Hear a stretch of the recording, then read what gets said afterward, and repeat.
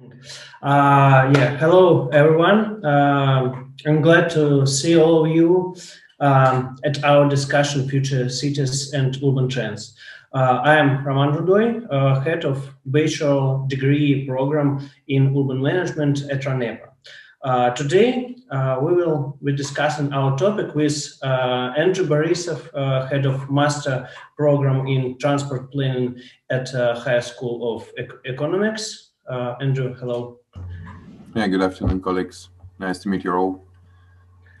And also, we have many participants, many our students as speakers, students of transport planning program at ХСЕ, Gleb Vinogradov, Елена Панфилова, Даниил Споденейко, Maxim Фандюшин, Kirill Mironenko, and also Skoda University students, Елена Рассыпнова and Veronika Ernstova, and also the students of IBS Ranepa, Полина Трегубова, Дарья Музыченко, Елизавета Нагавкина, Катерина Перова, Нарина Доржинова, Вероника Аба, Камила Шамшидинова, yeah, and that's all of our speakers.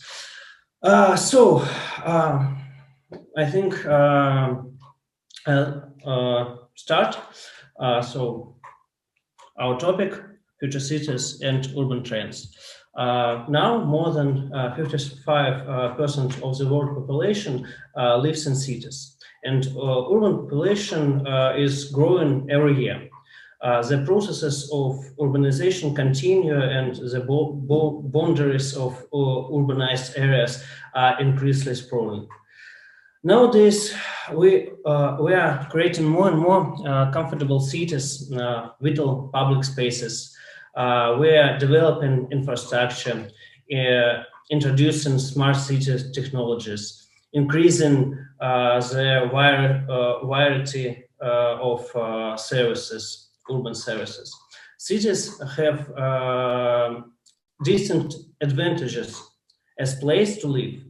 The urban lifestyle has already become mainstream. And even if you don't live in a city, change your lifestyle, your lifestyle is closely tied to it. City are no longer a machine for living in. And now cities are part of natural ecosystem, a habitat. I think it's our habitat. We're beginning to realize these trade cities more and more responsibly. The Sustainable Development Goals prepared by the United Nations certainly apply to urbanized areas and urban lifestyle as well. But goal number 11, sustainable city and communities, says directly that our cities must be inclusive, safe, resilient, and sustainable.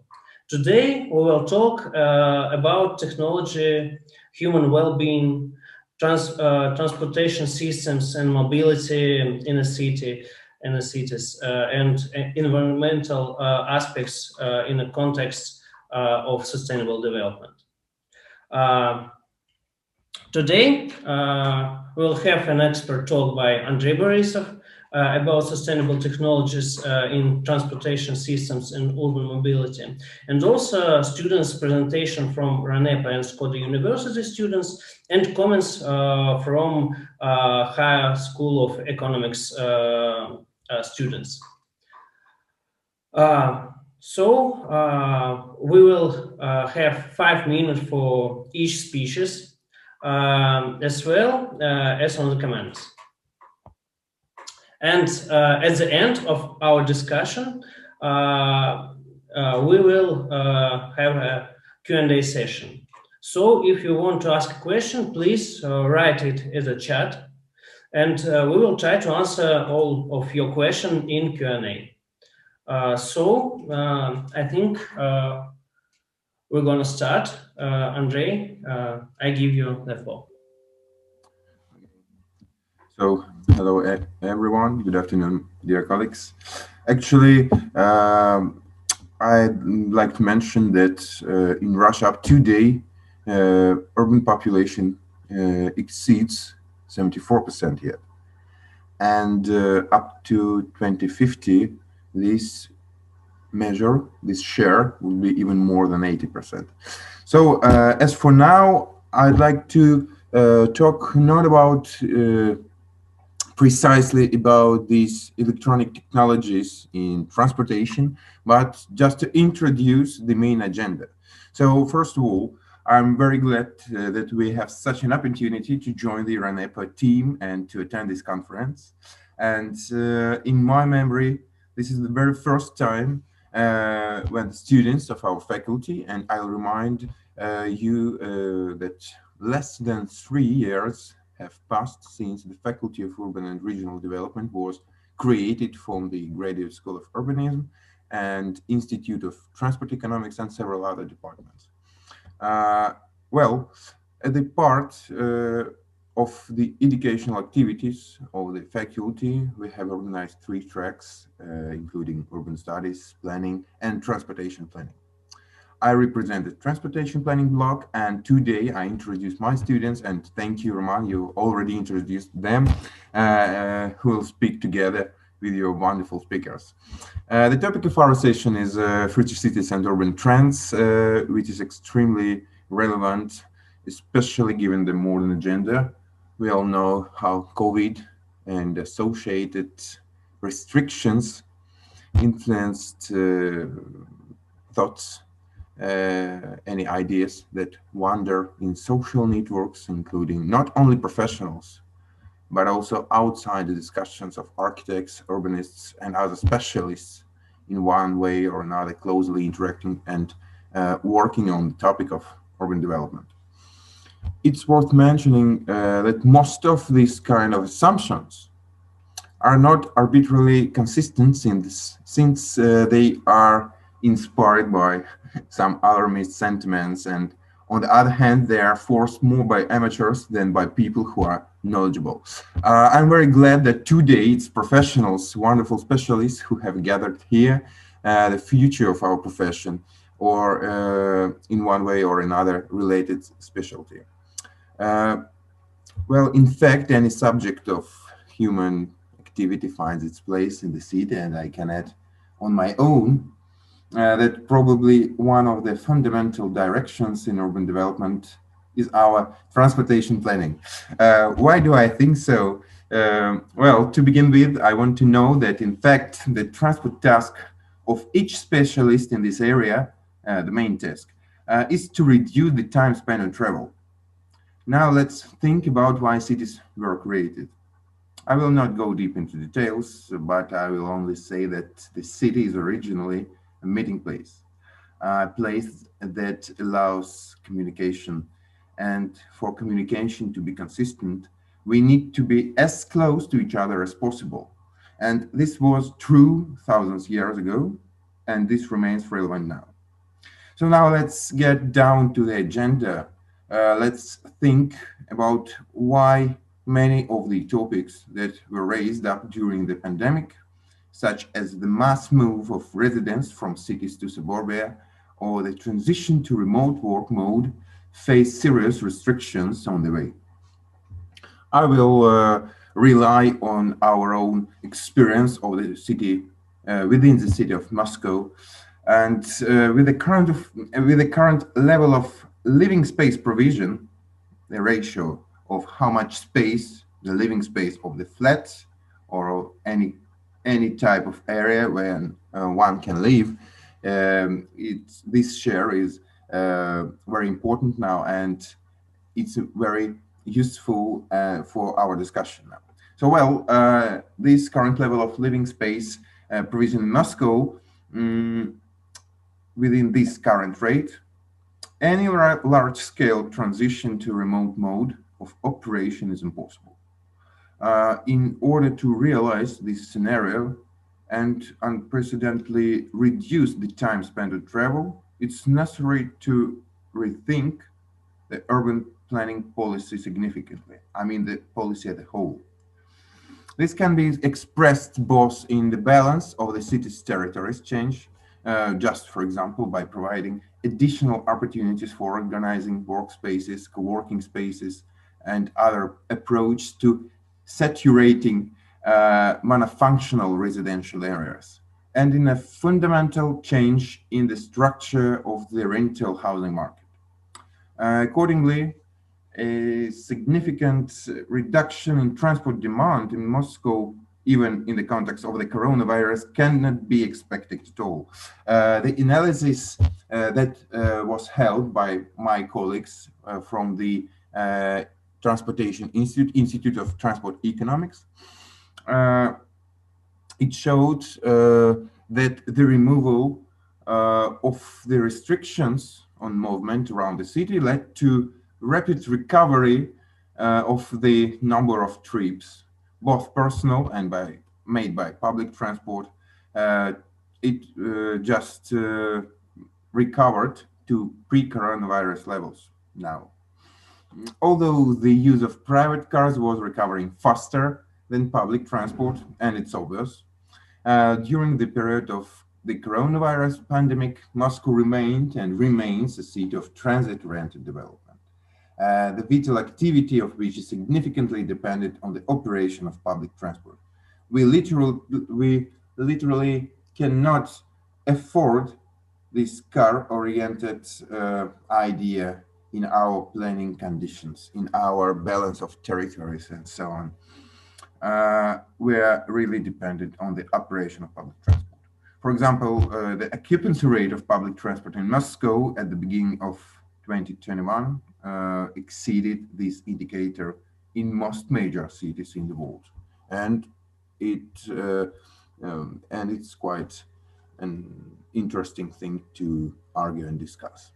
So, well, this opens up exciting opportunities for discussion and debate, especially when it comes to e-mobility, zero emissions, and new forms of mobility in the cities. Of course, I'm talking first of all about the public transport, these new kinds of public transport, new kinds of engines used in these. And our colleagues, I suppose, will share with us their thoughts and ideas, and perhaps will shed light on the most pressing issues of our joint work. You see, the world has faced, albeit a new, but yet another obstacle, and we will cope with it, I hope, especially if the decisions are made by professionals, and I'm convinced that you, dear colleagues, will become such professionals.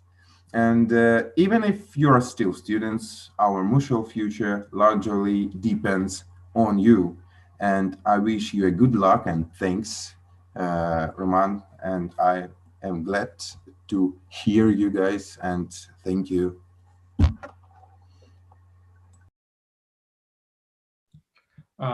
Andrew, thank you very much. Thank you for your speech.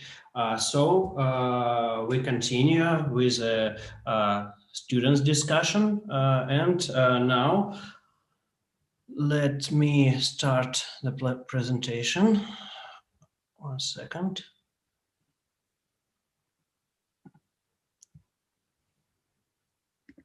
Yes. And now Katerina Perova and Polina Tregubova are telling us about urbanism, cure or blessing, city reorganization for human well-being. Colleagues. Hello, everyone. My name is Tregubova Polina, and my partner is Catherine Perova. We are the second-year students of International Relations at IBS, and today we are going to talk about urbanism and its influence on mental health and city reorganization for human well-being. Let us begin with explaining what urbanization is. Next slide, please.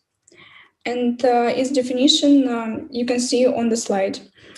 A major consequence of Urbanization is a rise in number, land area, and population size of urban settlements and share of urban residents compared to rural dwellers. Next slide, please. In the table on the left, you can see that between 1950 and 2018, the urban population of the world grew more than fourfold to an estimated 4.2 billion. The average annual rate of change of the urban population estimated at 2.55 billion or percent, and it was higher than that of the world's population. As a result of rapid urbanization in 2007, the population of the world became more urban than rural for the first time, and the proportion rose to 55% in 2018. The urbanization process is expected to continue, and the forecast you can see on the slide. The growth of world urban population can be put in perspective by comparing dates at which major landmark sizes are reached. You can see it from the table in the right. The global urban population first reached 1 billion in 1959, and it took 26 years to grow to 2 billion and another 17 to reach 3 billion. And now, next slide, please. Now I'd like to turn your attention to the impact of urbanism on human mentality. In our topic, we'll focus on urbanism disadvantages that impact people's health. Urbanization affects mental health through the influence of increased stresses and the factors that you can see on the slide.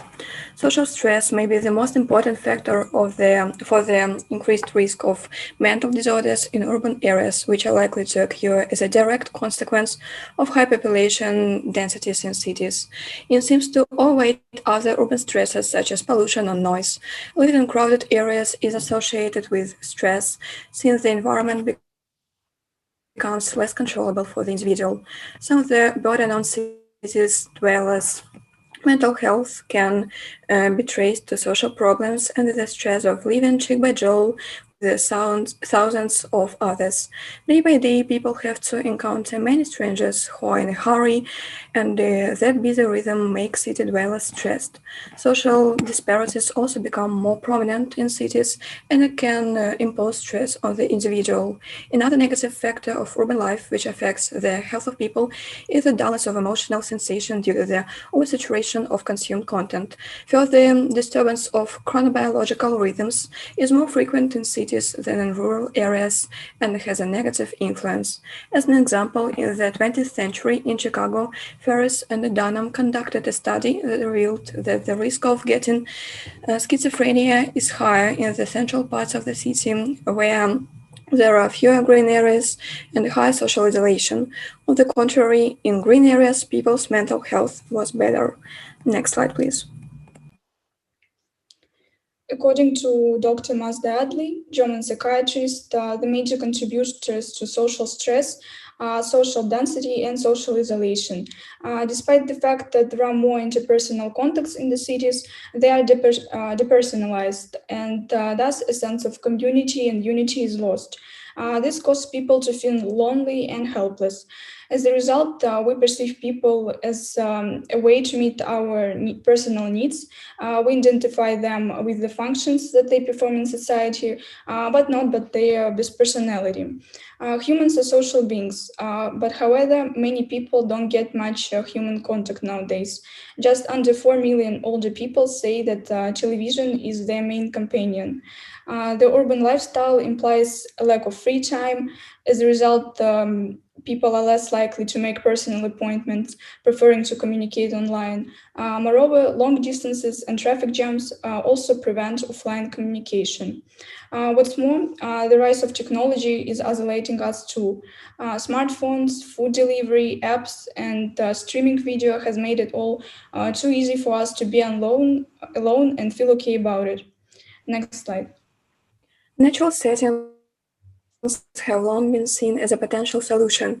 There is plenty of research showing that our risk for psychiatric disorders is lowered by contact with nature. People are more physically active while in nature. In one experiment, scientists discovered that after a stroll in nature, people are less prone to rumination, that is a common feature of depression and anxiety. The nature walks also count activity in several brain regions. But while plenty of studies have focused on green spaces, researchers are also beginning to look at the health benefits of living near water. Researchers conducted a systematic review of all the evidence about how blue space positively impact health. It can increase physical activity levels, lower stress, anxiety, and boost mood. But the problem many cities encounter is finding ways to bring them to residents. However, in the UK, there are numerous canal regeneration projects, so let's hope other countries follow suit. So that's all for our topic. Thank you for your attention. Thank you very much. And we are continuing with the topic of urbanism cure or blessing, but we talk about smart cities technologies, and I introduced Narina Dorjinova, and Narina, I'll give you the floor. Yes, yes, thank you. Well, I'm a third year of regional studies APS, Narina Dorjinova, and now I'm going to talk about urbanism, curse of place, and smart cities. Next slide, please. As my colleagues already said, urbanization, what is urbanization? The world population has grown significantly, and our economies have become more industrialized over the past few hundred years. And as a result, many more people have moved into cities. This process is known as urbanization. Well, what is impact? Firstly, it's employment opportunities. Next slide, please. With industrialization comes the creation of jobs, usually making a shift from an agriculture economy. Industrialization paves the way for modern industries and will need more people to perform various jobs. It is also modernization. Modern technology provides for a better city infrastructure. With modernization, cities can adapt to cultural needs and provide support systems for future development. Access. Industrialization coupled with modernization brings an ample amount of access for a city and the citizens within it. Accessibility to the internet, better healthcare, education, recreational activities, social services, and more all improve livability. Next slide, please. Yes, smart cities.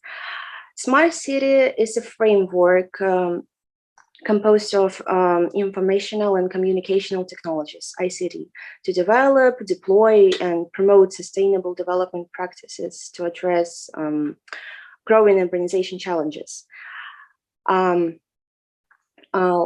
Let's talk about examples.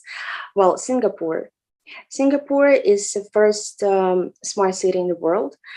It provides deploying systems that can tell when people are smoking in prohibited places, systems that can tell when people are littering from high-rise buildings, sensors that can monitor crowd destiny, vicinity, and the movement of registered cars. Next slide, please. Well, as you can see, it is Singapore. Next slide. Dubai.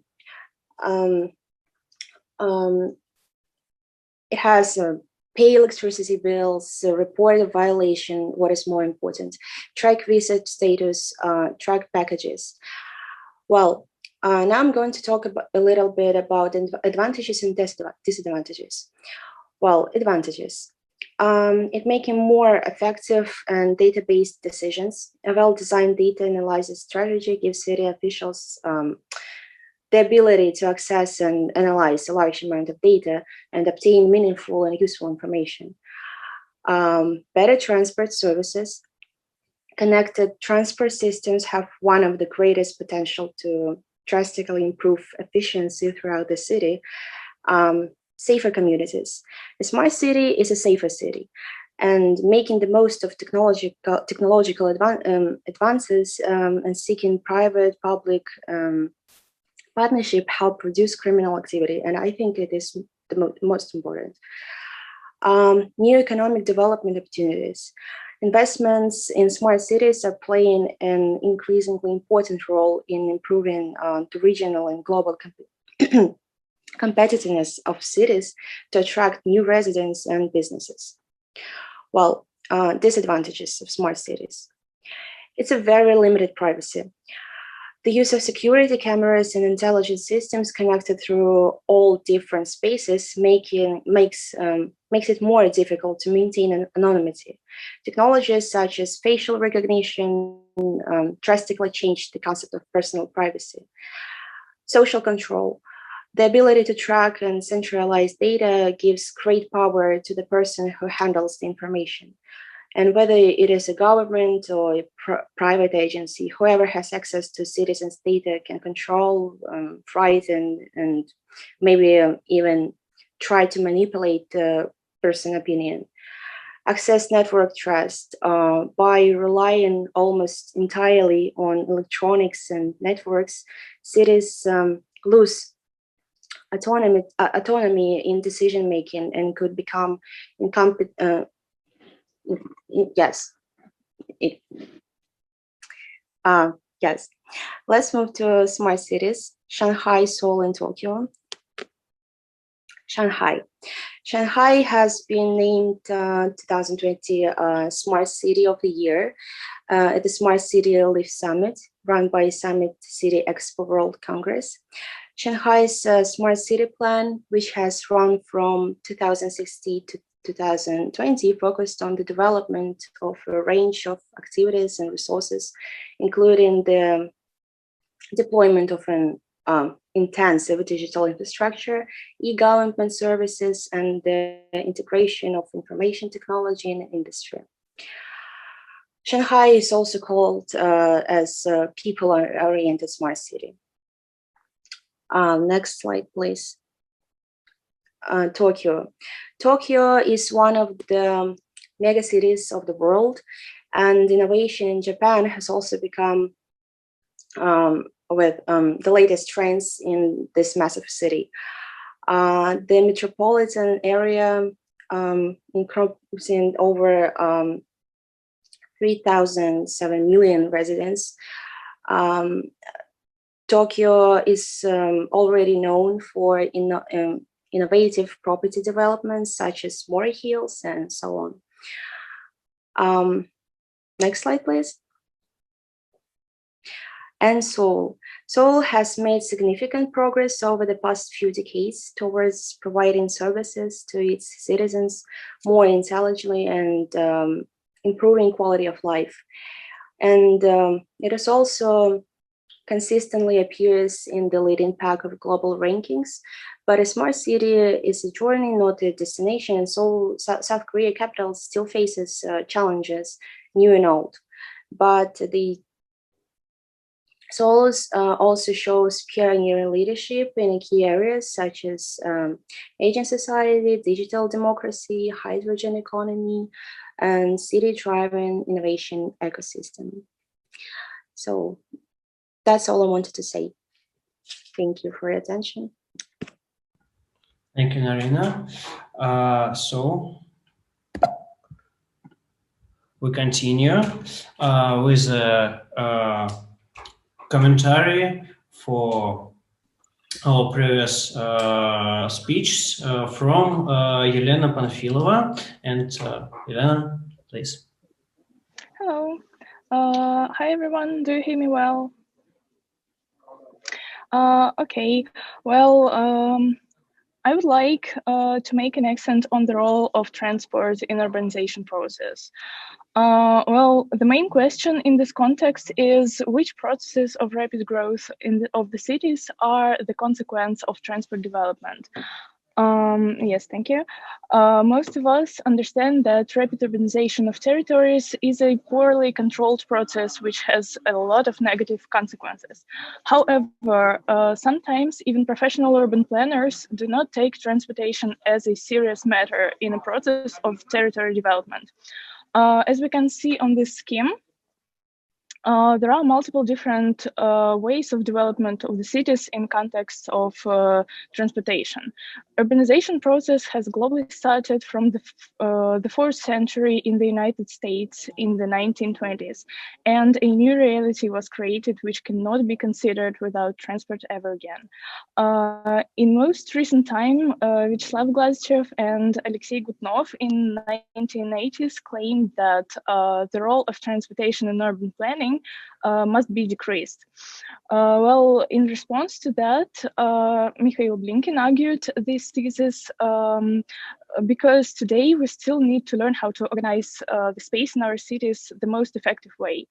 While we continue to underappreciate the role of transportation in urbanization process, a lot of potentially mistaken decisions in urban development are made every day, and some of them are very hard to be corrected in the future.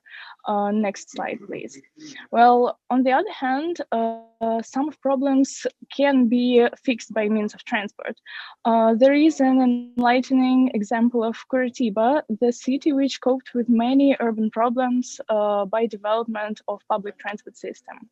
From 1940s to 1960s, the city's population increased almost 3 times, and Curitiba quickly became a typical Brazilian city with favelas on the outskirts and traffic jams in the center of the city. The first thing that the new mayor of the city, Lerner, did was the restriction of motorized transportation traffic on the main street of the city. This is the second picture on the slide. Well, as a result of this decision, small businesses began to thrive again, and pedestrians gained an opportunity to spend time in more comfort public space. The next step to the city improvement was taken in the domain of public passenger transit services. The new bus rapid transit system was implemented in Curitiba, which organized everyday mobility of 85% of the city dwellers, and this we can see on the first picture. Overall, this decision initiated the improvement of not only mobility of its residents, but also the quality of urban life. And the next slide. Concerning smart cities, there is still no recipe for the successful implementation. As far as we know, every city uses its own approach. When we think about smart, we always imagine something like this on the picture, something irrationally high intellectual and fully automated. And on the next slide, we can see that in fact, smart is smart in the near future looks like more like this picture. It is more about the influence on transport that allows passengers to move more quickly, safely, and save more time. Digitalization in transport also has a strong influence on forming the concept of smart city. It includes using smartphones to order trips and using on-demand transport such as taxi, shuttles, carpooling, and something else. Micromobility also takes attention as it forms a bigger demand among city dwellers every day. Here in this slide, you can see a list of qualities that smart cities should have that are described in a book of MIT institution, which is called Faster, Smarter, and Greener. Well, the main idea for us to gain from my report is that the role of transport in the past, present, or future should not be underestimated in every context, and the most in the context of urban planning. That's it. Thank you very much. And we continue with another transport topic, but it's a case of digitalization in Skoda Auto. So Veronika Ernstova and Elena Rasipnova, please. Okay, hello everyone. We are students from Skoda Auto University. My name is Veronika, and with my colleague Ellie, we would like to present you digitalization in Skoda Auto company. Next slide, please. Here is the content of our presentation. Firstly, we will tell you some information about Skoda Auto company, mobility and digitalization. After that, we would like to introduce you a few examples of digitalization, such as artificial intelligence, voice assistants, or accelerate IT. We would also like to present Skoda DigiLab and their projects HoppyGo and CityMove. And at the end of the presentation, we would like to tell you something about new development program for university graduates. Next slide, please. Skoda Auto is the biggest car manufacturer in Czech Republic, founded by mechanic Václav Laurent and bookseller Václav Klement. Skoda Auto has the main and the largest production plant in Mladá Boleslav and two other plants, one in Kvasiny and one in Vrchlabí. Since 1991, is Skoda Auto part of the German concern Volkswagen Group. Mobility and digitalization are part of every business today. Mobility is always understood as a common product of mobility and accessibility, and also it is the concept recognizing that transportation products and services must be responsive to the needs, habits, and preferences of consumers. Digitalization means using of digital technologies to change a business model. It is also the process of moving to digital business. Next slide, please. Skoda Auto drives innovation to become a leading customer-oriented mobility service company. Skoda Auto has built a connected ecosystem of tools and processes. First example is artificial intelligence. The AI assistant supports website visitors in navigating through Skoda Auto offerings and learns about their needs, which helps Skoda Auto better tailor their products and services. Skoda Auto uses artificial intelligence for even more accurate car diagnostics, and in cooperation with Skoda Auto DigiLab are trialing a new smartphone app, Sound Analyzer. This app uses AI and helps to quickly and accurately identify the need for any servicing in the car. Skoda Auto has also a responsive website that have availability worldwide. For example, using a new responsive website in Poland, Skoda Auto decreased their bounce rate substantially, and the number of page views significantly jumped. The automaker is also reaping productivity efficiencies from their new processes, common data model, and digital tools. Simpler and smarter business operations have helped reduce costs. Customers in cars by Skoda Auto can also use the assistant via voice control or a call center service. In the case of an accident, there are SOS buttons in the cars that automatically contact the rescue services. Next slide, please. At the beginning of this year, Skoda Auto launched strategic program Accelerate IT, which will accelerate the digital transportation of the company, especially in the field of artificial intelligence and data work. The collaboration with Microsoft counts on the qualification of IT staff for the Microsoft Azure Cloud platform and extensive support. Accelerate IT pursues several important goals. First, Microsoft Azure will serve as the foundation for processes and business model based on data processing and artificial intelligence. Digital customer services developed on a cloud platform are intended to help Skoda Auto differentiate itself from the competition. The second topic is the further development of the Azure platform competence centers in Skoda Auto. Third area of activity will be the creation of a new and motivating work environment so that Skoda Auto is perceived as the best employer in the field of IT in Central and Eastern Europe. Fourth, self-service platforms such as Power Business Intelligence for management reporting and chatbot technology will be provided centrally and in standardized manner for modern support for all areas of the company. Okay, so I will continue. Digitalization, connectivity, and new mobility-related services are among the key pillars of Strategy 2025. Interconnected mobility, as well as clever solution for the first and last mile, play an essential role today.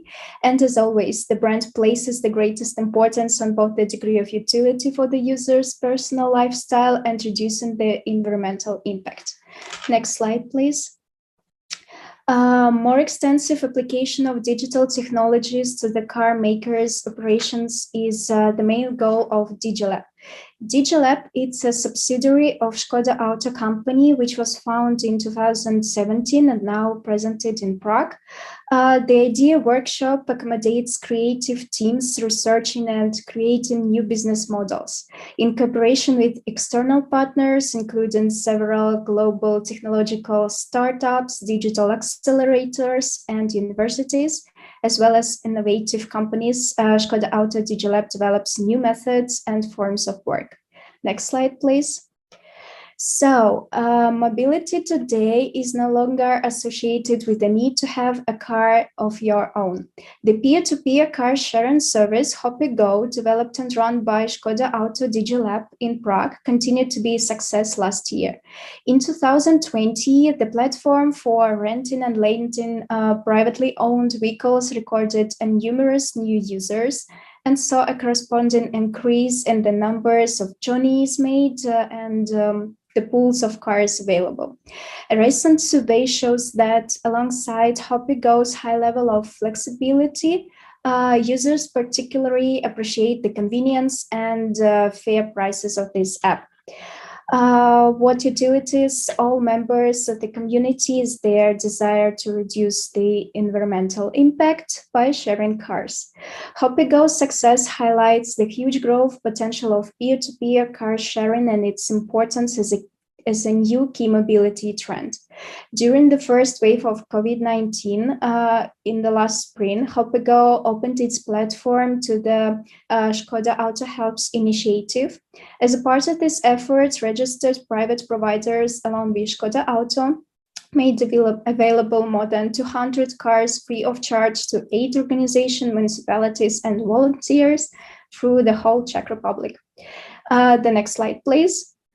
Okay, so I will talk about CityMove. CityMove, it's a new app which aims to find the most convenient way around Prague and its surroundings.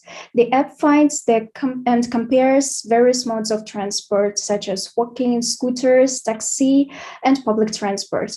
And more modes will be added soon, so this app is still in progress.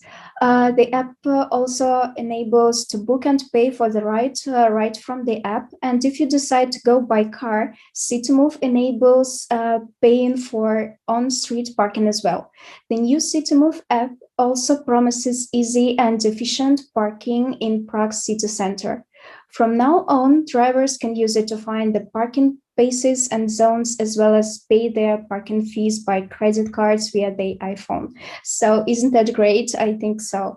The launch of this urban mobility app, CityMove, sees Škoda Auto position itself even more distinctly as a provider of integral mobility services, also allowing people who do not own a Škoda car to benefit from the services and make customers' lives easier and more enjoyable.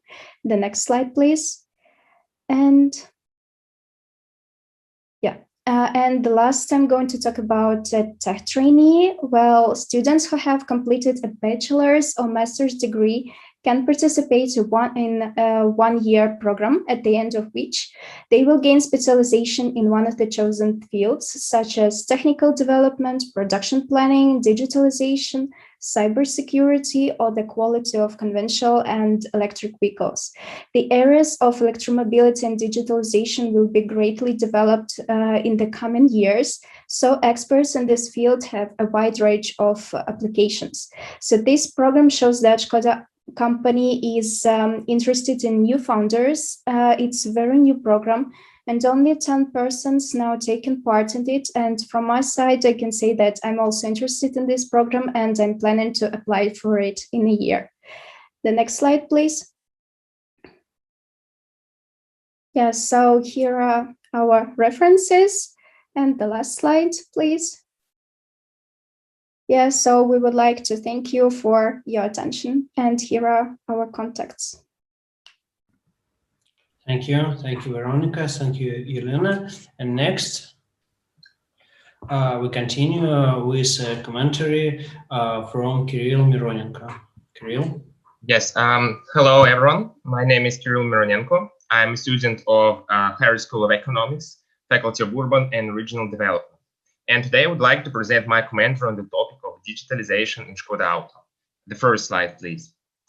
Well, global uncertainties, especially trade wars and the COVID-19 pandemic, are resulting in new operational and technological challenges, as well as potential opportunities for the automotive sector. Automotive companies have been adopting digital technologies across their processes, from product design, production, supply chain, and all the way to sales and marketing. Some of the key drivers for digitalization of the automotive production include, first of all, increasing pressure on cost and quality, developing products compliant to environmental regulations, sustainability, and creating a transparent ecosystem, product complexity, and market dynamics. Škoda Auto DigiLab aims to make the company a pioneer in new mobility solutions and connectivity. Strategy 2025 reveals digitalization, connectivity, and new mobility-related services as its key elements. At the moment, DigiLab experts are working on over 40 global digital ideas and projects whose potential is being assessed by Škoda. Some of them have already been presented by previous speakers. The case of Škoda Auto pretends to be one of the most successful examples of IT integration into the operational process. Let's proceed to the next slide. Mobility as one of the key principles of digitalization has been analyzed by the experts of Deloitte, and as a result, they have presented their own view of the future states of mobility. Future state 1 sees private ownership remaining the norm, with consumers opting for the particular forms of privacy, flexibility, security, and convenience that come with owning vehicles.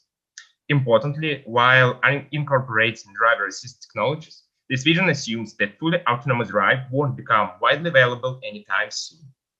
The second future state anticipates continued growth of shared access to vehicles. In this future state, some come to view car sharing as a more economical, convenient, and sustainable way to get around, particularly for short point-to-point movements. The third state is one in which autonomous drive technology proves to be safe, convenient, and economic, yet private ownership continues to prevail. And the fourth future state anticipates a convergence of both the autonomous and vehicle sharing trends. In this future, mobility management companies offer a range of passenger experiences to meet widely varied needs at differentiated price points. The next slide. So let's dream a bit about some features pretending to be main trends of the automotive industry of future. In today's world, convenience is the ultimate currency. Busy consumers are demanding products to help overcome everyday obstacles to effortless living. Easy to use, automated, intelligent, and digitized options for every lifestyle item, incident, and interactions are the order of the day. Customization is an ever greater degree of personalization, where consumers have some limited options to modify the product, that is, the vehicle itself. It is already possible to configure a new vehicle with different choices for colors, seats, and accessories. If you want to switch cars relatively often and drive new vehicles, leasing has been the only option until now. But the business movement toward a subscription-based model has firmly entered the mainstream, inspired by successful services like Netflix, Spotify, and Amazon. Consumers today are less willing to pay large amounts for products or services upfront. Instead, they now prefer to use a car or bike for a day rather than owning one forever, or at least for its useful life. The dealership of the future will be an integrated transportation provider. That means instead of only being able to sell or lease a new or used car, subscription allows dealers to sell more to those same customers, as well as reach a whole new customer base. And the next slide. Well, some examples of increasing usage of digitalization in the automotive industry include BMW's plant in Munich is increasing the use of artificial intelligence in applications to integrate into the various production processes, combined with smart data analytics for enhanced efficiency in vehicle production. Mercedes-Benz is working with blockchain startup Circular on a pilot project for transparency on CO2 emissions in the cobalt supply chain. The German automaker is aiming for a carbon-neutral passenger car fleet under its Ambitions 2039 project. Tisco and Roxbotica partnered to demonstrate an open roaming platform that can enable the secure sharing of high-volume data by autonomous fleets while on the move in a cost-effective way. And finally, since 2014, Tesla have been gathering data from drivers using onboard sensors, which allow them to push a wireless update that improve the accuracy of their autopilot software. Thanks for your attention. Thank you, Kirill. And we go next. So Kamila Shamshidinova with the topic of the role of national innovative project of the Kingdom of Saudi Arabia in the state economy. Kamila, please. Good afternoon, dear colleagues. My name is Kamila. I'm the third year student of IBS, International Relationships. Today, I would like to talk about the projects proposed by Saudi Arabia in the framework of Vision 2030 program. Now you see the next slide, please. Now you see the plan of the presentation. Before we move on to the projects themselves, it was saying that the sustainable economic development of Saudi Arabia, based on the exports of hydrocarbons and also incomes from the annual religious tourism, initiated the emergence of the Vision 2030 program. So based on this program, the political leadership of the Saudi Arabia launched a number of global empowerment projects. The next slide, please. Thank you. The first project is creating the city of the future, NEOM, which was supposed to become a point of growth of Saudi Arabia and attraction of investments in goods and services from all of the Middle East. The total cost of the project was estimated at $500 billion, and the first stage was supposed to be completed in 2021. And in the NEOM project, as in the city of the future, it is planned to introduce only the latest achievements of science and technology. The priority areas for the NEOM economy will be such areas as digital technologies, new energy, biotechnology, and the media. Electricity will be supplied by solar panels and other renewable energy sources. And the city scientific laboratories will focus on developing biotechnology and innovative production methods. One of the distinctive features of NEOM, according to the state investment funds, will be 100% automation of all processes and services, making the city the most efficient in the world. However, in my opinion, this approach may, on the contrary, lead to the decrease in the population. One more feature of the NEOM project is the autonomous city line. The line is a city of 1 million residents with a length of 170 kilometers that preserves 95% of nature within NEOM with zero cars.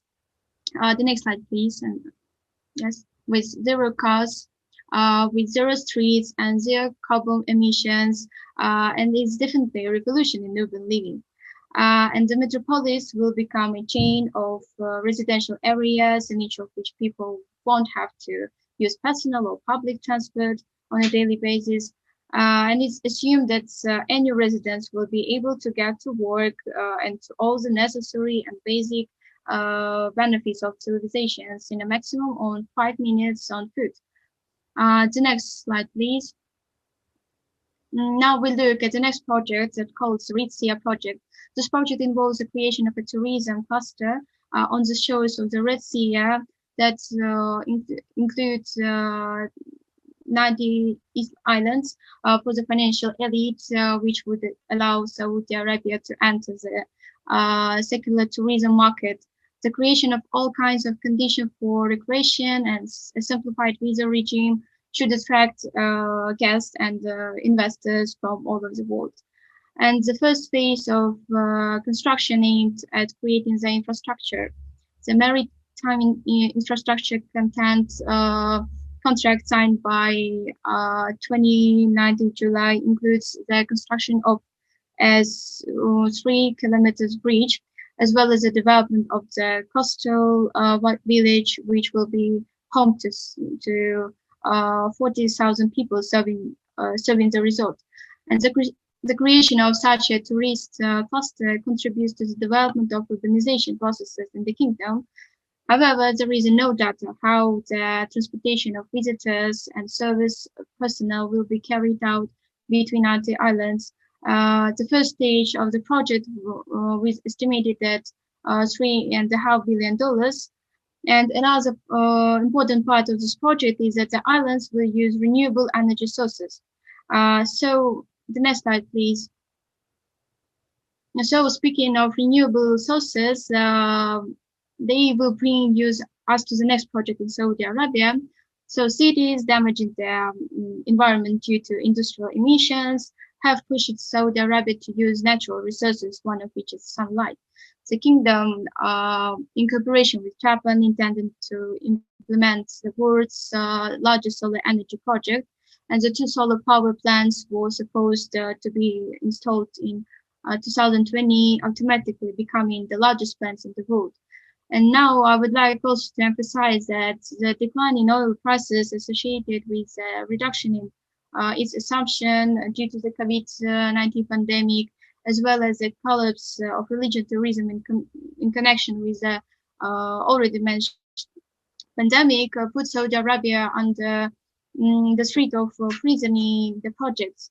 And another factor that calls into question the rationality of this project is, in my opinion, the too low cost of the city of Neom at $500 billion, taking into account the use of all the latest technologies. Speaking about the development of solar energy, to my mind, is also rational for Saudi Arabia to switch from combustible fuel to the use of solar energy. This may lead to significant costs during the expectation of payback from solar panels. And finally, in other words, Saudi Arabia will either spend a significant part of the budget, or the project will undergo major changes in the future. Both options actually can negatively affect the general state of the kingdom's economy. And lastly, the economic ambitions of the Kingdom of Saudi Arabia turned out to be elusive because of influence of a number of factors. And the next slide, please. I was talking about the impacts, and thank you for your attention. Thank you, Camila. And next, thank you. And next, we have a commentary from Maxim. Good afternoon, dear colleagues. Thank you to Camila for your report. This topic is quite interesting and very sensational. So I have one question to you. When analyzing the smart city project, it was repeatedly stated that the population of the future city will exceed 1 million people. How do you think this will actually be the case, or this indicator will be quietly higher or lower? What do you think about it? As I said, thank you for your question. As I said before, it could lead to to such problems that people used to live in a social atmosphere. And if we speak about 100% of automation in the city, we will face such problem as there will be another side of this project, that people go back to another regions, and this project will be not so successful as expected, to my mind. Oh, okay. Thank you for your position. It's very interesting position in my mind. So you have presented 3 national projects. Each of them has its own absolute pros and cons. There are 2 global projects which focus not so much on increasing state revenues, but on solving the main problems of modern society, including the use of oil-containing fuels, excessive resource consumption, and the destruction of the ecosystem. The solar energy development project as well as the NEOM smart city project are very promising. With the successful implementation of the ideas, Saudi Arabia will have a unique opportunity to conduct an empirical experiment that will show the whole world how effectively it's possible to deal with the existing challenges of humanity. No one can accurately predict what the results of the experiment will be, since there are a large number of variables that are expressed non-linearly. But in my opinion, there are some risks of this project, and I want to point on them. So let's look at the project independently. First, let's take the project about solar energy development. As you know, in Saudi Arabia, there is a mention of the largest of the presence of seismic activity. If the local analogies of the urban planning code regulate the procedure for the construction of skyscrapers with the earthquake protection, there are, I don't know if some rules about service infrastructure. I didn't find them. That's why it's a very serious question. Because solar panels are quite an expensive project. If the infrastructure is subjected to deformation as a result of seismic activity, then the financial losses will be enormous. Another important issue is the area equipped for such a power plant to provide. To provide a city of a million people with the kind of energy huge areas are required for the construction of infrastructure. At the same time, it should be understood that there must be alternative backup sources of electricity that can, if anything, compensate for solar energy. As for payback, the question is also very serious. Saudi Arabia expects the project to pay off soon till 2032 year. But if we look at it in more detail, there are a number of problems. For example, Saudi Arabia is known for having one of the lowest electricity rates in the world. So according to experts in Russia, the payback period of such stations can reach more than 30 years. Uh, with the service life of the panels in 25 years, taking into account the creation and maintenance of the entire infrastructure. At the same time, the electricity tariff in Russia is much higher than in Saudi Arabia. That's why it's a very big risk of very unprofitable project. The next slide, please. If we talk about the Neon Smart City project, this project is very unusual for the whole world. The project is focused on nature conservation, minimization of harmful emissions, and recycling of consumed resources. In general, this concept presents and consolidates solutions for the most of the exciting problems. However, Saudi Arabia wants not only to show an innovative city, but also to earn serious income from it. So it's expected by the 2030 that city GDP will increase by $39 billion. It's a very bold statement given the constraints presented by the speaker. By the standards of the pandemic period and problems with oil, it was estimated by $500 billion. But in my opinion, it's much lower that will be in real case. It seems so. You have only 1 minute left. Okay. The main problem in Transposphere, in my opinion, it's Hyperloop. Hyperloop is a very new project that is not yet fully developed. The first tests involving people were relatively recent, and the price estimated at the fare of 0.8 kilometers. So if we know that 170 kilometers of travel due the city, it will be paid by $136. And will there be an acceptable amount of fare, or will not everyone agree to use this type of transport? If this is an acceptable value for all residents of a city with a population of 1 million, will Hyperloop cope with such passenger traffic? In my opinion, in these projects, there's a big problem with transport sector, because as we know, the transport is one of the most important sector in urbanism, and in my opinion, Saudi Arabia should more concentrate on this sphere. So that's all I wanted to say. Thank you, dear speaker, and thank you, dear colleagues. Thank you, Maxim. And next, yes, Daria and Yelizaveta, the post-pandemic concept of public place. Hello everyone. Can you give us the permission to demonstrate? Yeah. Okay, 1 second. Try now. Yeah. So, hello everyone. My name is Daria Muzichenko, and today we will share our topic with you together with my colleague Elizaveta Nagavkina.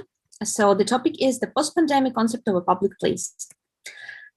And the main question is that despite the fact that the debates on the meaning of public space provides a broad perspective, we'll present the main approaches briefly.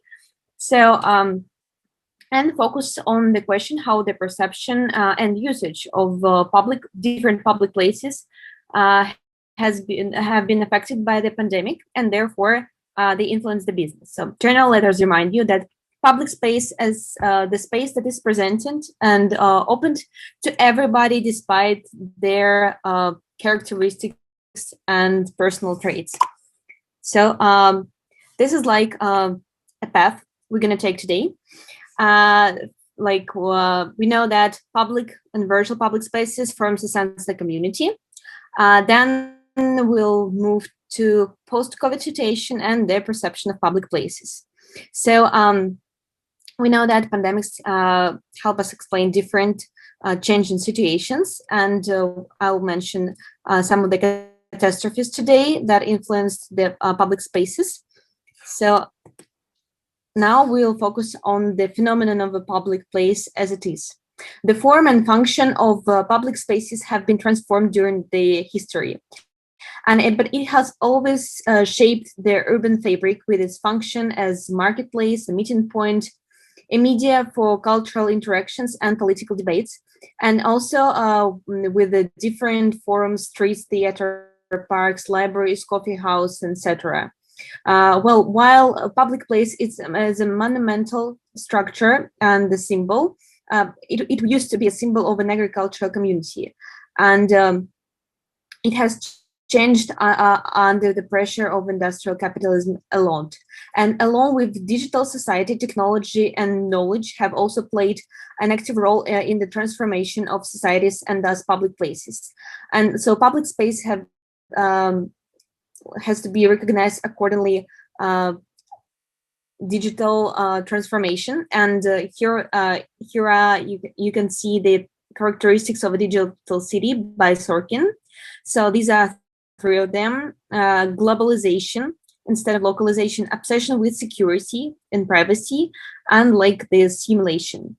So moving next, will the digital era we experience in today will end the public places as they are? So generally, when we're talking about public places, I should mention the pseudo-public places like shopping malls. There are lots of people there. It's supposed to be a public place, but generally everybody is lonely there because you just go to the shopping mall following your own goals, buy something, or like to go for shopping. So you do not interact actually with each and every participant closely, locally. And but we also can see that we have stopped using this major public places like shopping malls, and as we have moved to the online space, and we can see that the emerging online sphere, as even today we have our conference online via the platform, and people can meet, can discuss in groups, or be the audience, for example. And this is the shift to the digital public places. And well, of course, the pandemic and the digitalization primarily hitting the commercial space.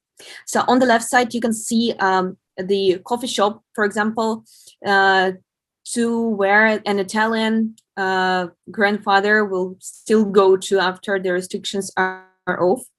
And on the right, on the other hand, you can see a warehouse. And a younger person, for example, who usually does the majority of orders online, will go to the app on the iPhone, open it, and order a coffee from the nowhere, from the warehouse. A person cannot even imagine how it looks. And then the courier will deliver the order right to the apartment. So like the coffee shop is a public place, but when we are talking about orders to our apartment, we just have the goods delivered out of nowhere. And it's a completely new aspect of the today's reality.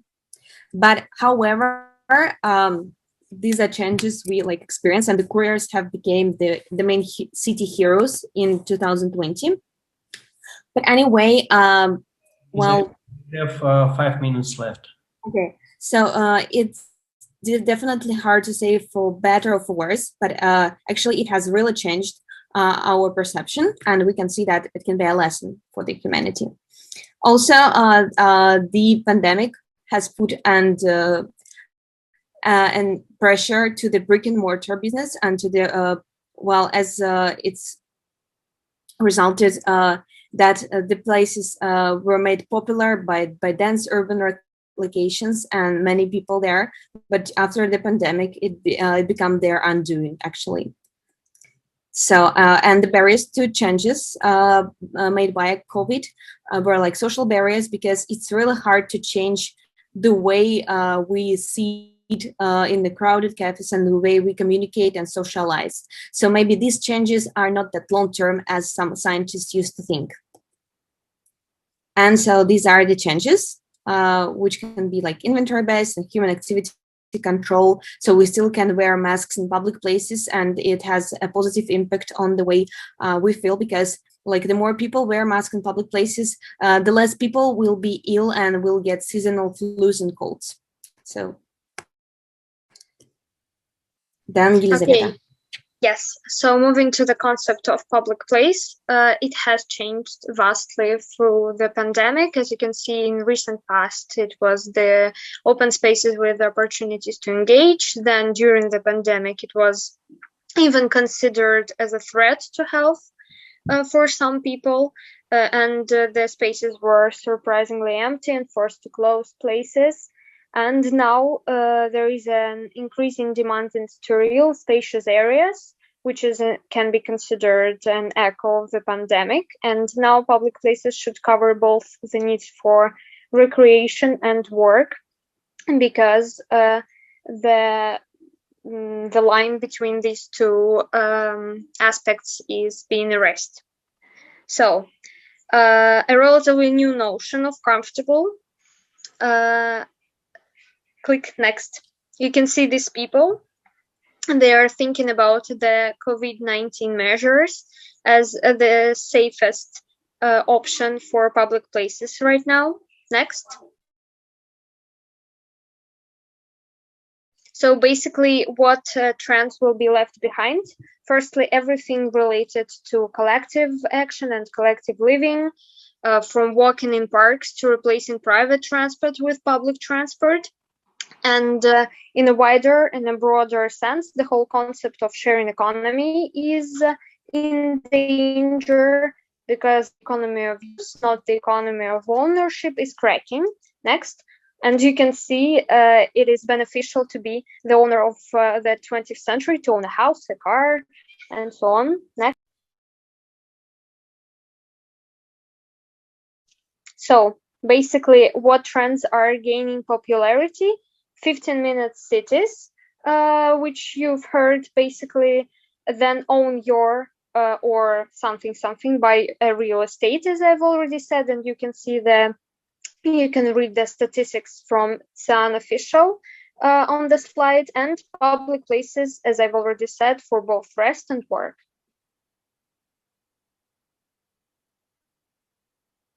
So the main question of all our presentation is, will the shift be significant?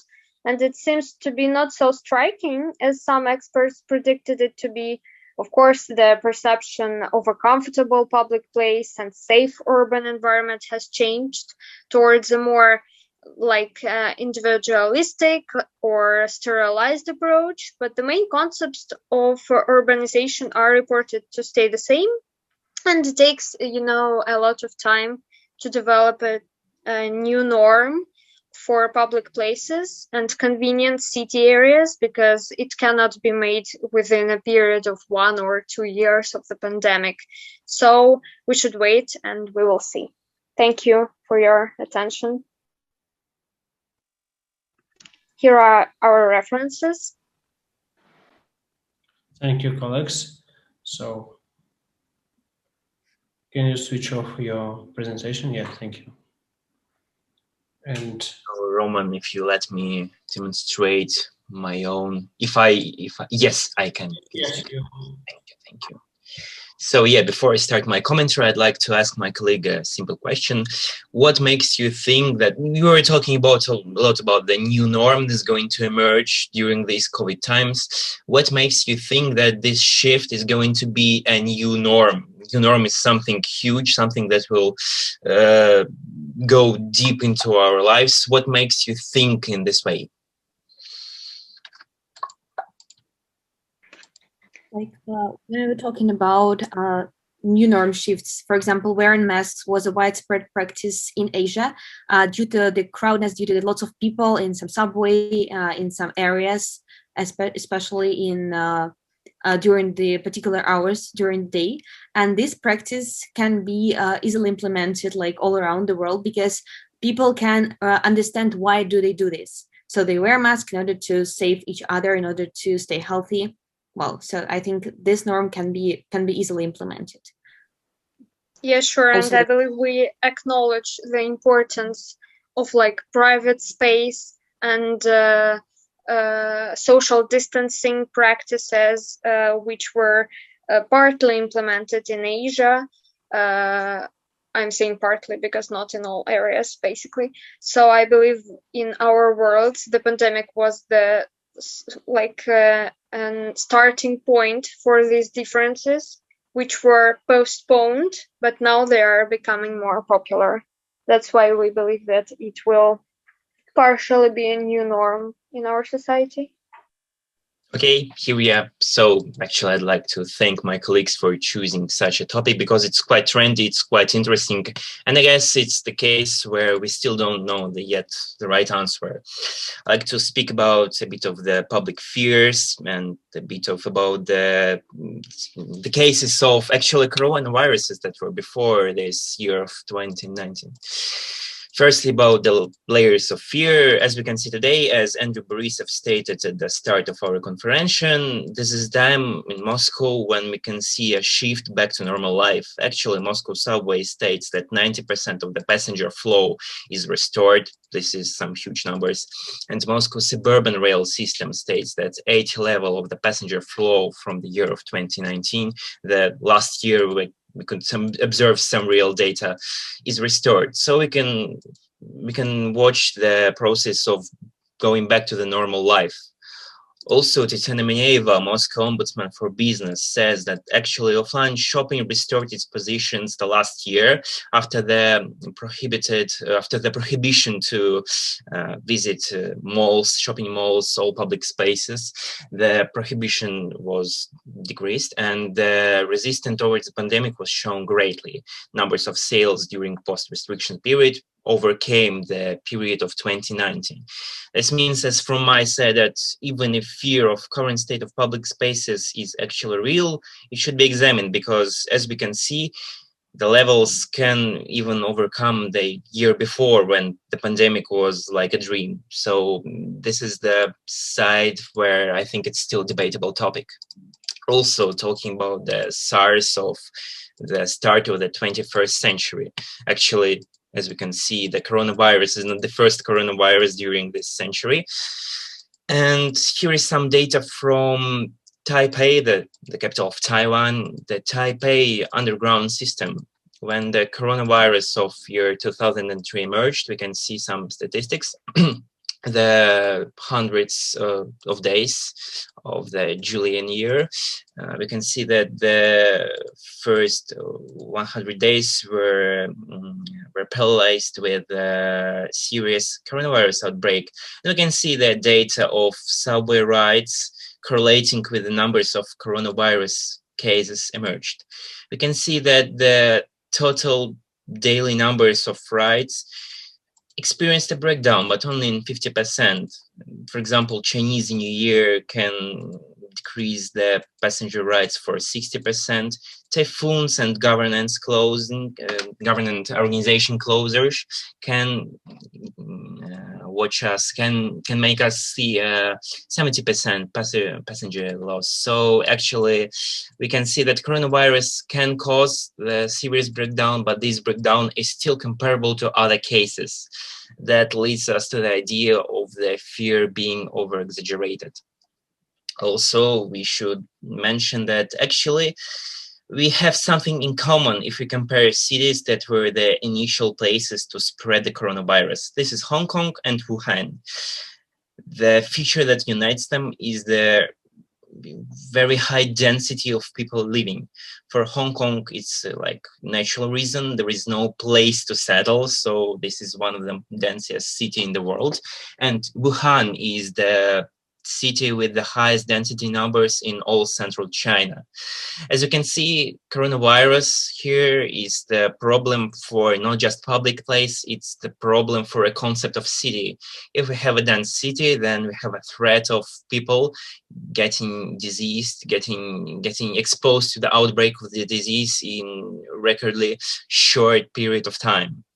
So this is all leads us to the idea of that city as a concept will either die because of the concept of disease that can spread very, very fast, or we'll have to do something with it. And I'm not sure whether public spaces in your concept is actually, but this is still debatable, of course, is the place to be rethinked, because actually this will kill the concept of the city.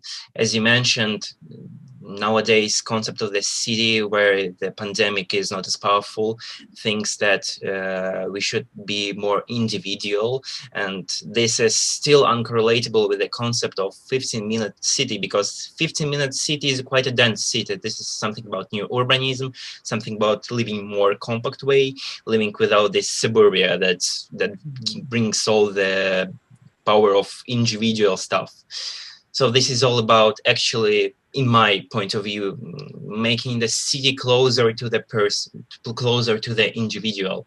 COVID-19 actually shown that cities can be closer by giving more space to the person and less space to the cars. So as we can see, as for now, many cities in Europe and USA are still giving a lot of road space that was allocated to cars, to the individuals, to the city dwellers. And this is showing some power against the pandemic. People have more private space, but this is the private space that is gained not by having the individual space, but reallocating the current space. So my point of view is here that is still quite a debatable topic, and we don't know yet what to expect. Thank you very much. Thank you very much, Gleb.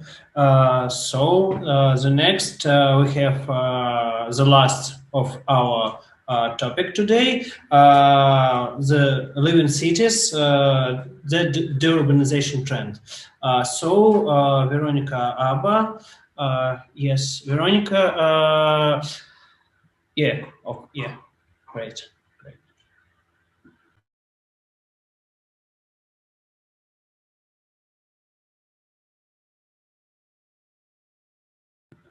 Please turn on the microphone.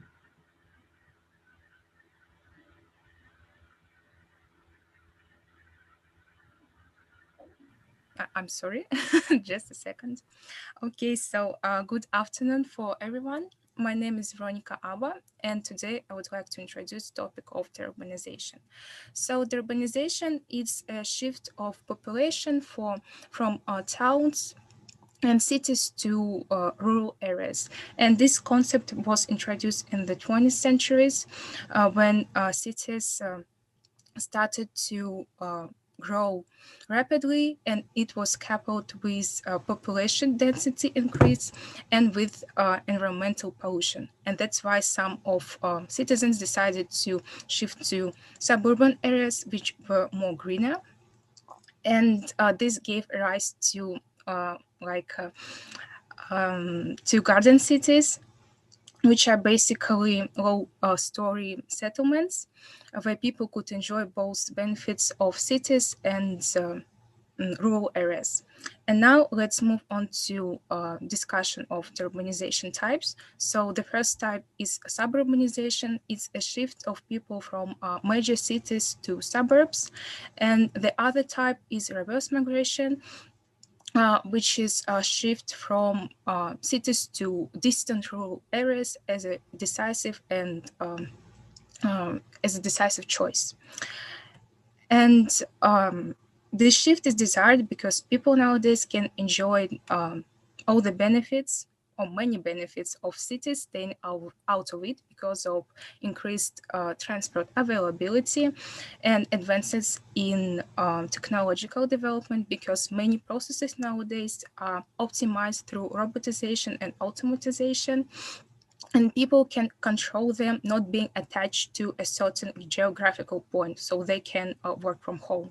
Also, suburbs and rural areas seem more desirable because the housing is more affordable here, and there is a trend that people consider keeping more healthy lifestyle and to be closer to nature and to get rid of their consumption habits.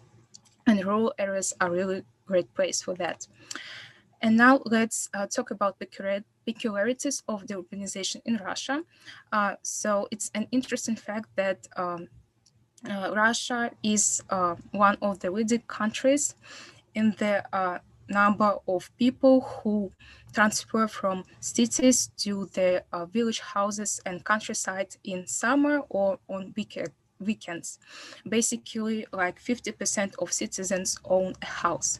And as you can see from the graph, the popularity of individual housing has been growing since 2016. And we can judge that the ratio of individual housing and apartment buildings in Moscow Oblast is nearly like 50 to 50 proportion. So let's smoothly shift to discussion of influence of the virus. So during the pandemic, public consciousness have changed, and people started to value like dashes more, because here they could enjoy nature and be like out of city and not to contact with virus.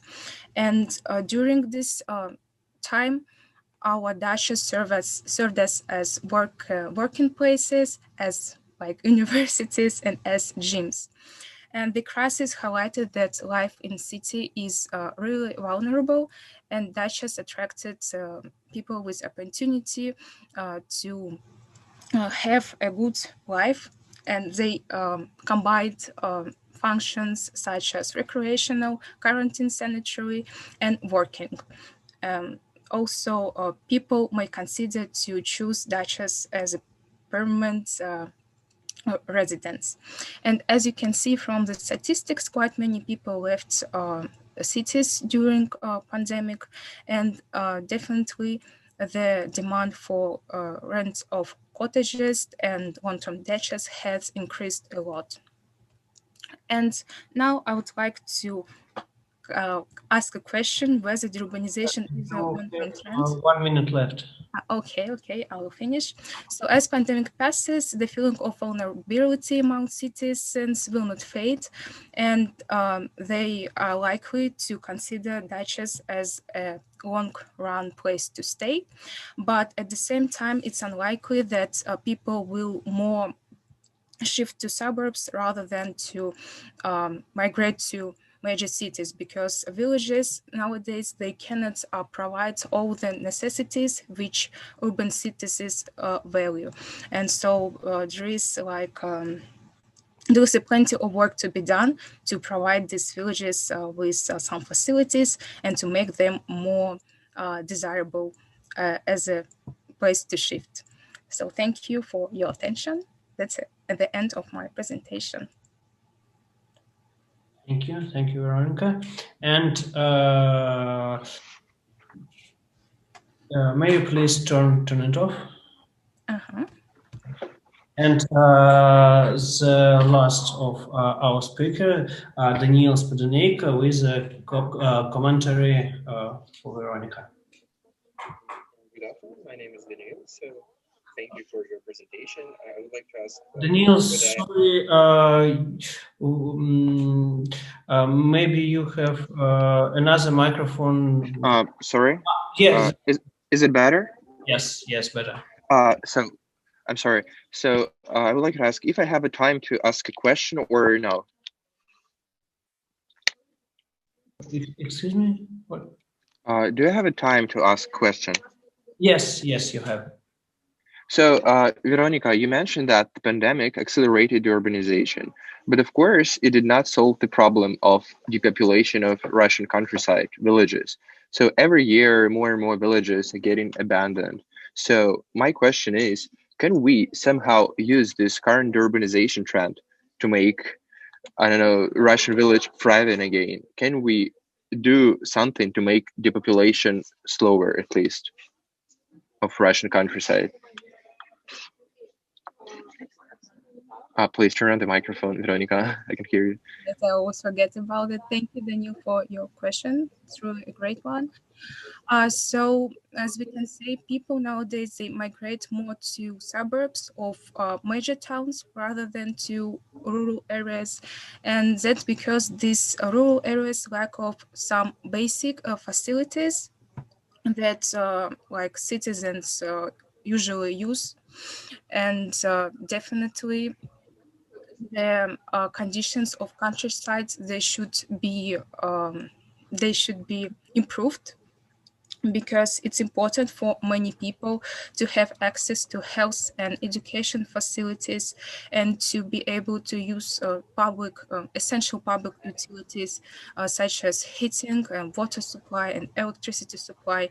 And also, like in many rural areas, there is a tendency that these rural areas, they are really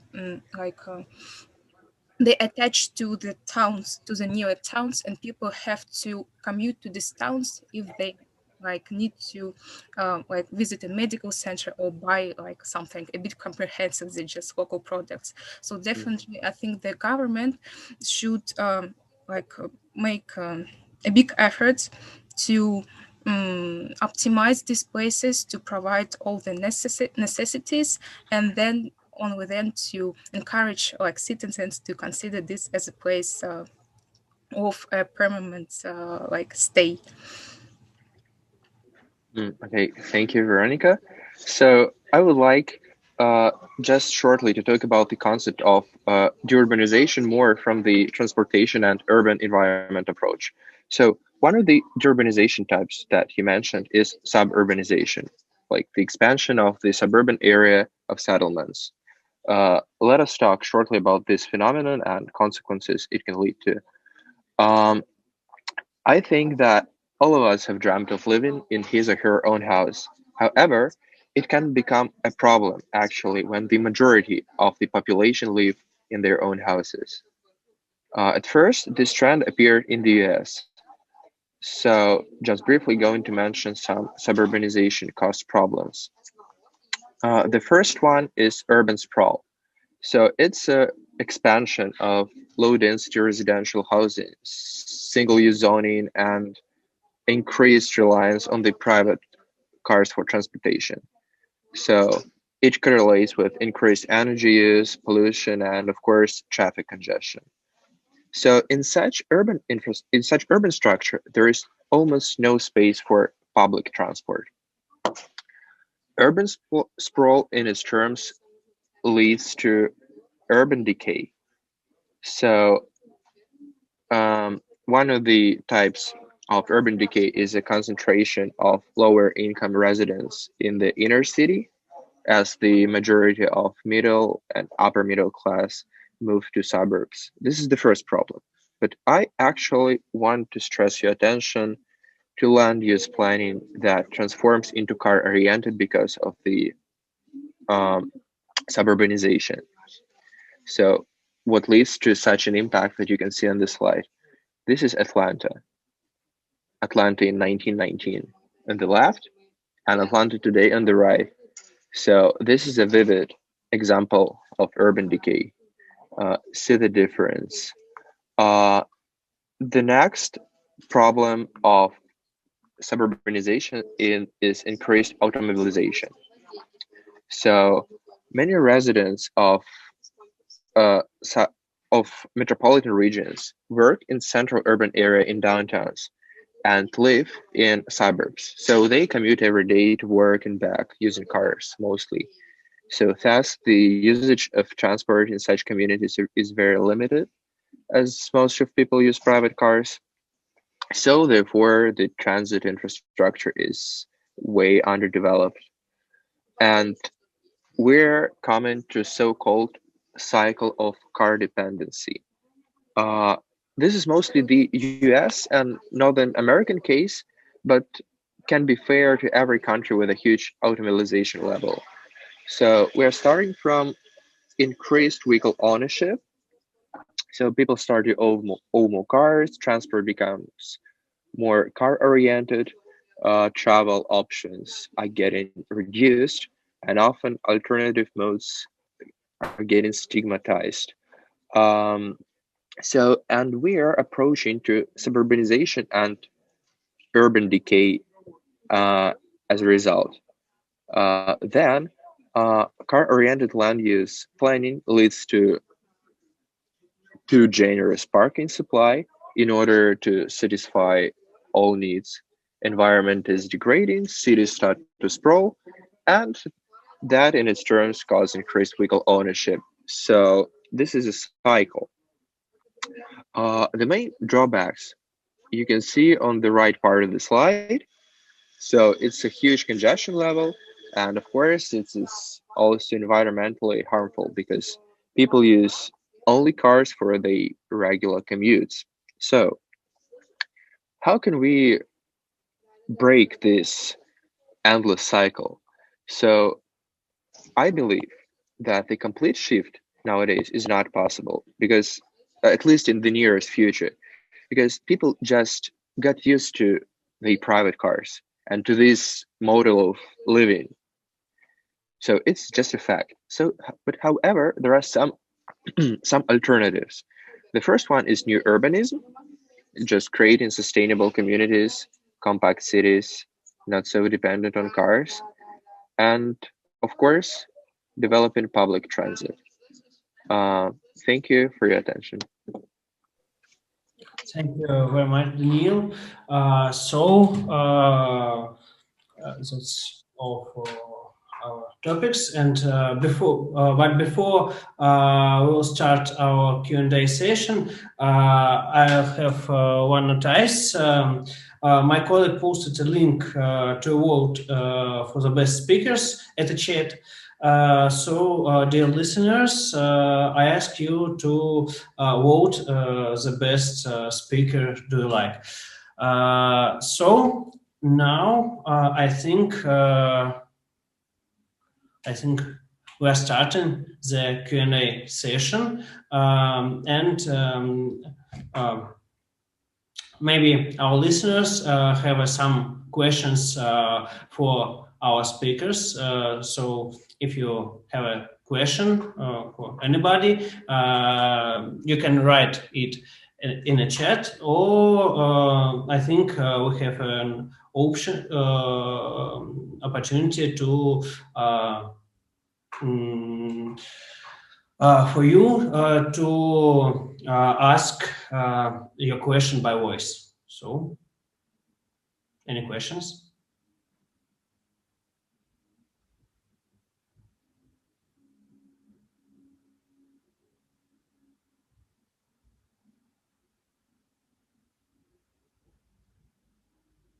Okay, then maybe our colleagues, our colleagues have some question for the speakers.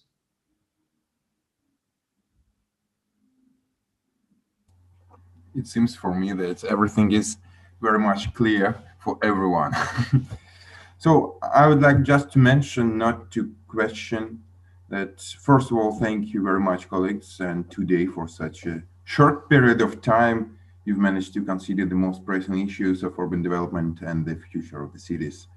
I'd like to add, especially in continuation of the story of colleagues from the University of Skoda and Kirill, that a few years ago, the BMW CEO said that we no longer sell cars, now we propose mobility. Mobility is inherent to humans, regardless of whether we have a car or not. And when we, including politicians and transport engineers, begin to go beyond the usual professional field, I mean roads, bridges, tunnels, railways, traffic management, etc. And this brings us back to where I started. Well, solving transport problems today and in the near future will differ from established methods precisely in what we consider now the need and desire to travel. In fact, this is the communication request, first of all.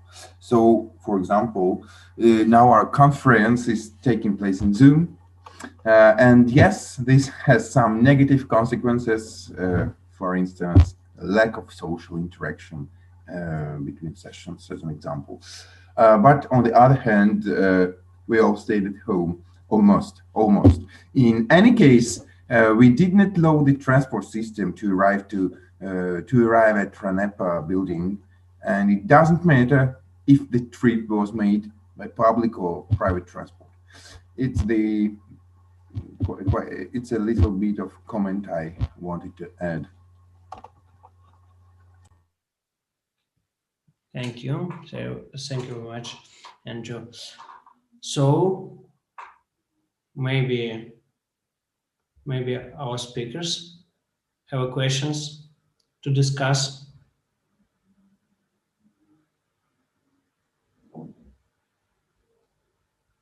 Okay, I think I have one question.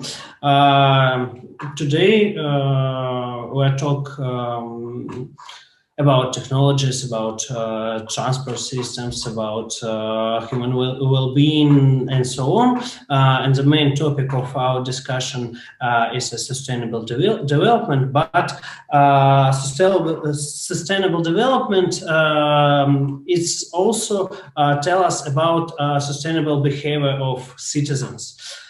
So I have a question for discussion. What do you think make it possible to increase citizens' environmental responsibility in the city? What think maybe some kind of policies, maybe some kind of technologies, maybe some kind of educational practices? So.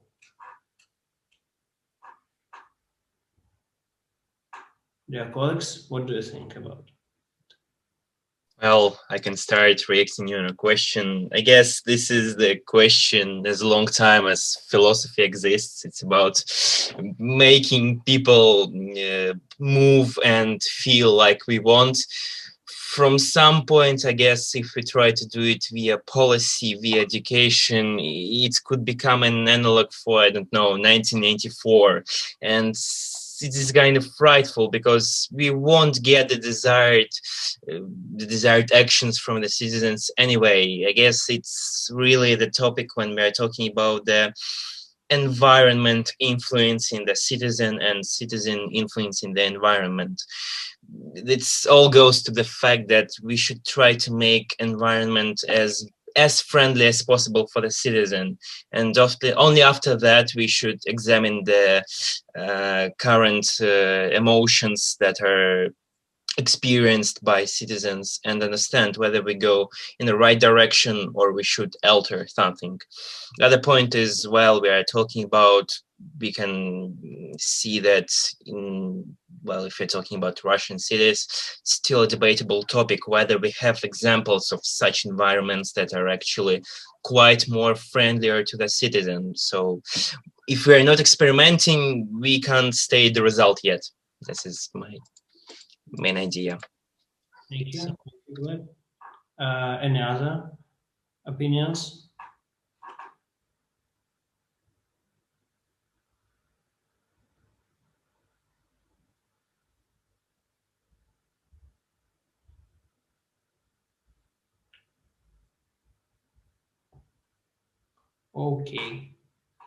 Okay, colleagues. If we haven't any questions, I think, or comments, I think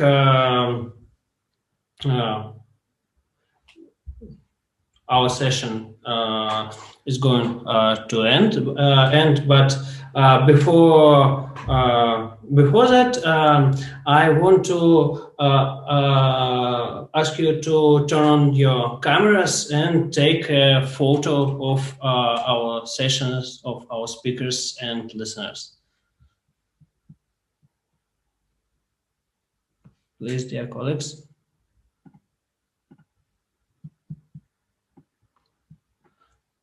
Not a photo, but a screenshot of a computer, but it's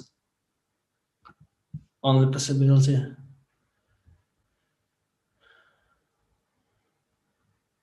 Okay. Yeah, that's it. Thank you very much, colleagues. Thank you for coming to our discussion. And I think, Elizaveta, we have we? Yes, the results of. Hi, everyone. My name is Liza. I'm the representative of organizing committee. So I may show you the results. So you voted for the best speaker around your peers. So give me a sec. So I will.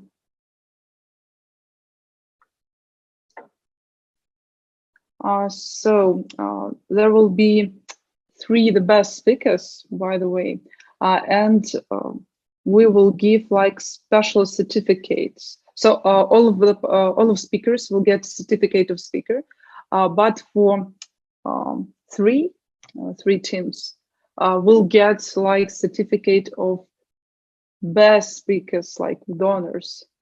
And so give me a second. Yeah, that's it. Oh, yeah, so here we go. So the best speakers, the first team, speakers and comments by your colleagues from High School of Economics. So the first team is Muzichenko, Nagavkina, and Vinogradov. So congratulations, guys. Congratulations, guys. So the second team is Perova, Trigubova, Darjinova, and Panfilova. So also congratulations. Good for you. And the third team, the third team, not a speaker. So Abba and Podneyko. So congratulations, guys. So we will send you this blue. Sorry, just a long day. So we will send you that certificates for the best speakers. And so thank all of you for participation. It was a great pleasure to collaborate with you, to listen to your insightful presentations and research. So thank you very much. Have a nice evening.